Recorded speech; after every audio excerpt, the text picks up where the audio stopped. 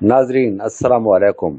आप देख रहे हैं हमारा खसूसी प्रोग्राम और आज हम बात करेंगे एक ऐसे किरदार की जिसके बारे में कहा जा रहा है वो वासा मुल्तान में एक मुलाजिम कम और एक मुकम्मल ताकतवर निज़ाम ज़्यादा बन चुका है। एक ऐसा शख्स जिस पर इल्ज़ामात हैं कि उसने मीडिया मैनेजमेंट, ताल्लुकात और अंदरूनी मालूमात को इस्तेमाल करते हुए न सिर्फ अफसरान को दबाव में रखा बल्कि चंद ही सालों में अपने इख्तियारात का दायरा इतना वसी कर लिया कि आज वो अदारे के अंदर एक गैर इलानिया ताकत तस्वर किया जाता है। ये कहानी है हसन बुखारी की। वो हसन बुखारी जो बज़ाहिर एक CBA रहनुमा और ताल्लुकात आमा से वाबस्ता अफसर हैं, मगर ज़राए के मुताबिक आज वो वासा मुल्तान में deputy director Edmund, PS, PRO और फ्यूल चेकिंग जैसे मुतअद्दिद हसास शोबों के इख्तियारात अपने हाथों में लिए बैठे हैं। सवाल ये है कि आखिर एक शख्स को इतने इख्तियारात क्यों दिए गए? क्या ये सब मेरिट के मुताबिक हुआ या फिर वासा मुल्तान में एक ऐसा नेटवर्क कायम हो चुका है जहां कानून और कवायद सिर्फ कमज़ोर मुलाजमीन के लिए रह गए हैं? आइए शुरू करते हैं आज की ये खसूसी तहकीकाती रिपोर्ट। ज़राए के मुताबिक हसन बुखारी ने वासा में ग्रेड 16 के अफसर के तौर पर एंट्री ली। इब्तदा में उन्हें तल्लुकात आमा और मीडिया मैनेजमेंट से मुतल्लिक जिम्मेदारियाँ दी गईं, मगर वक्त गुजरने के साथ साथ उनका असर और रसूख बढ़ता चला गया। अदारे के अंदर मौजूद ज़राए दावा करते हैं कि हसन बुखारी ने सिर्फ अपने अहदे तक महदूद रहने की बजाय अफसरान के ज़ाती व इंतज़ामी मामलात, कमज़ोरियाँ और अंदरूनी इख्तलाफात को अपनी ताकत बनाने के लिए इस्तेमाल किया। कहा जा रहा है कि साबिक मैनेजिंग डायरेक्टर और इंतज़ामी अफसरान की कमज़ोरियाँ जमा करके उन्हें दबाव में लाना हसन बुखारी की हिकमत अमली का हिस्सा रहा, ताकि हर आने वाले अफसरान उनके सामने कमज़ोर पड़ जाए। ज़राए के मुताबिक यही वजह है कि चंद सालों में हसन बुखारी एक आम अफसर से बढ़कर फैसला साज शख्सियत बनते चले गए। सबसे बड़ा सवाल हसन बुखारी की तरक्की और अपग्रेडेशन पर उठाया जा रहा है। ज़राए के मुताबिक हसन बुखारी को कवायद व ज़वाबित के बरक्स ग्रेड 18 की पोस्ट यानी डिप्टी डायरेक्टर एडमन पर तैनात किया गया, हालांकि उनका ताल्लुक पब्लिक रिलेशन से बताया जाता है। कानूनी व इंतज़ामी माहिरीन का कहना है कि किसी PRO या ताल्लुकात आमा के अफसर का बरह रास्त इंतज़ामी अहदे पर तैनात होना एक गैर मामूली और मुतनाज़ा मामला तस्वर किया जाता है। यहाँ एक मिसाल भी दी जा रही है कि माजी में लाहौर के साबिक डिप्टी कमिश्नर ने जब अपने पब्लिक रिलेशन अफसर को इंतज़ामी अहदा दिया तो चीफ सेक्रेटरी पंजाब की जानिब से इंक्वायरी शुरू कर दी गई थी। मगर सवाल ये है कि अगर लाहौर में ये इकदाम गलत था तो फिर वासा मुल्तान में वही फार्मूला कैसे दुरुस्त हो गया? क्या हसन बुखारी के लिए अलग कवानीन नाफिज हैं या फिर वासा मुल्तान में सब कुछ मैनेज किया जा रहा है?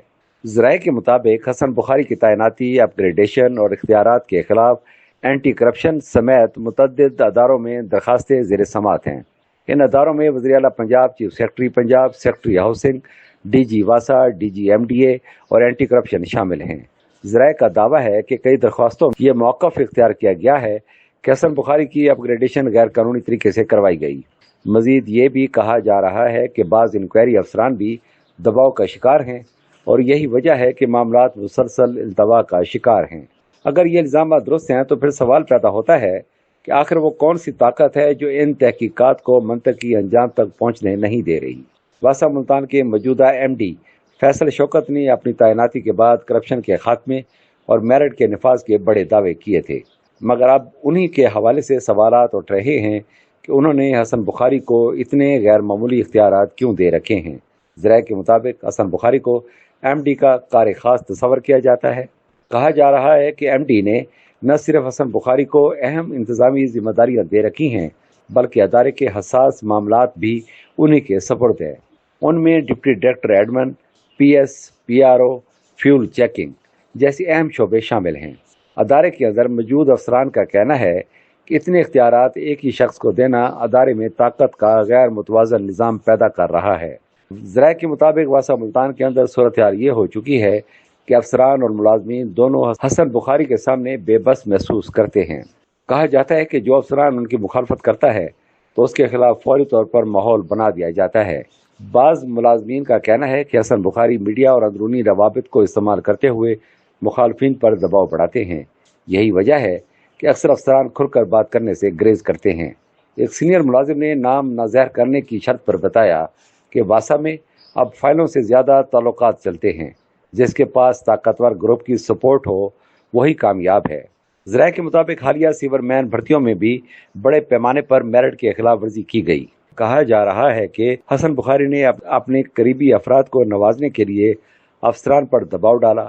ذرائع کا دعویٰ ہے کہ کئی ایسے افراد کو بھرتی کیا گیا جو مطلوبہ معیار پر پورا نہیں اترتے تھے، جنہیں سیوریج سسٹم کا بنیادی علم بھی نہیں تھا، اور بعض ملازمین تو ڈیوٹی پر آئے بغیر صرف تنخواہیں وصول کر رہے ہیں۔ اگر یہ الزامات درست ہیں تو یہ صرف کرپشن نہیں بلکہ شہریوں کی زندگیوں سے کھیلنے کے مترادف ہے، کیونکہ ناقص بھرتیاں براہ راست سیوریج سسٹم کی کارکردگی کو متاثر کر سکتی ہیں۔ ذرائع کے مطابق حسن بخاری کی اصل طاقت ان کی میڈیا مینجمنٹ ہے۔ کہا جاتا ہے کہ وہ میڈیا تعلقات کو اس انداز میں استعمال کرتے ہیں کہ ان کے خلاف اٹھنے والی آوازیں دب جاتی ہیں، جبکہ مخالف افسران دباؤ کا شکار ہو جاتے ہیں۔